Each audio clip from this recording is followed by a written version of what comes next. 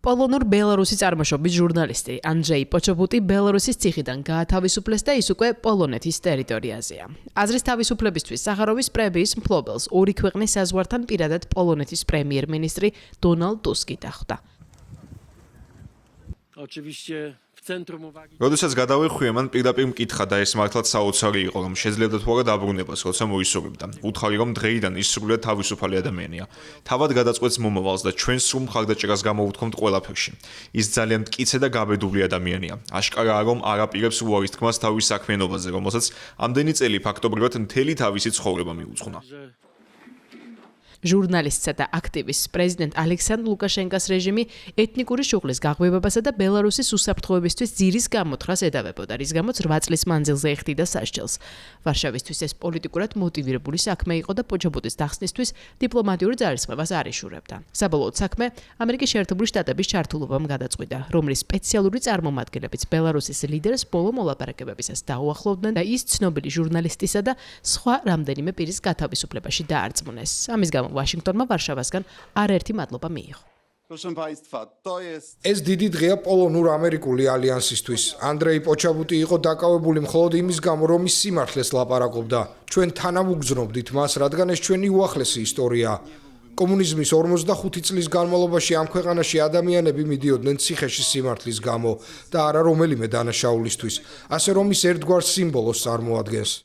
ჩემი გუნდი 1 წელზე მეტია მუშაობდა ბელარუსიდან პატიმრების გამოსაყვანად. ჯერჯერობით 500 ადამიანი გათავისუფლდა, მაგრამ ყოველჯერზე, როდესაც ალექსანდრ ლუკაშენკასთან მოლაპარაკებებს ვაწარმოებდი, ვახსენებდი თქვენს ადამიანებსაც.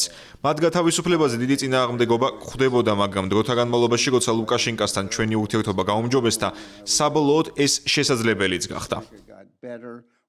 გაცვლილი პატიმრების ვინაობა სრულად არ დასახელებულა. ნაწილი მხოლოდ მოგვიანებით გახდა ცნობილი. კიდევ ერთი პირი, რომელიც პოლონეთმა მიიღო, მოძღვარია კრაკოვიდან, რომელსაც მინსკი შპიონაჟში სდებდა ბრალს. თავად ბელარუსმა კი სანაცვლოდ რუსი არქეოლოგი ალექსანდრ ბუტიაგინი მიიღო, რომელზეც უკრაინას ძებნა ჰქონდა გამოცხადებული და კიევში მისი ექსტრადირების პროცესი დაძრული იყო. მას კიევი ანექსირებულ ყირიმში არაავტორიზებული გათხრებისა და ისტორიული არტეფაქტების ძარცვაში ადანაშაულებდა. ის პოლონელებმა 2025 წელს დააკავეს მოსკოვი ბრალდებებს აბსურდს უწოდებდა.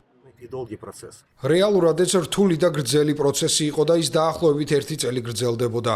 კომიტეტი სახელმწიფოს მეთაურის დავალებით მოქმედებდა, ის პირადად აწარმოებდა მოლაპარაკებებს დაინტერესებულ ქვეყნებთან. ბელარუსისა და პოლონეთის ინტერესები იყო ამოსავალი წერტილი, თუმცა სპეცსამსახურები 7 ქვეყნიდან ჩაერთნენ საბოლოოდ.